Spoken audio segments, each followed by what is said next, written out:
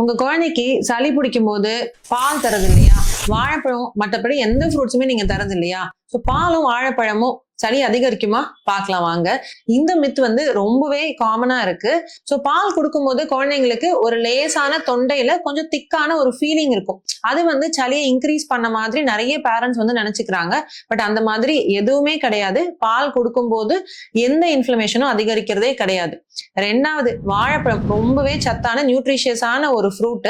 So அதுல வந்து potassium and vitamin B6 வந்து நிறைய இருக்கு. ஸோ இதையுமே நம்ம கோல்டுல அவாய்ட் பண்றது உண்டு. பட் வாழைப்பழம் சளியை இன்க்ரீஸ் பண்ணது இல்ல தும்மலுக்கு வந்து நிறைய காரணம் அப்படின்னா கிடையவே கிடையாது. இந்த மாதிரியான ஹெல்தி ஃபுட்ஸை டெஃபினெட்லி உங்க குழந்தைக்கு சளி இருமல் இருக்கும்போது தரலாம். ஸோ உங்க குழந்தைக்கு நீங்க பால் கொடுக்கும்போது சளி இருக்கும்போது நான் ஜென்ரலி அட்வைஸ் பண்றது என்ன அப்படின்னா, லேசா கொஞ்சம் மஞ்சள் தூள் அண்ட் மிளகு தூள் போட்டு கொடுக்கலாம். அண்ட் நார்மல் ஒயிட் சுகருக்கு பதில் கருப்பட்டியோ இல்ல வெல்லம் சின்ன அளவுல போட்டு நீங்க கொடுக்கும்போது இந்த இன்ஃப்ளமேஷன் வரதுக்கான எந்த சான்சஸுமே கிடையாது. ஸோ தைரியமா தரலாம் நீங்க.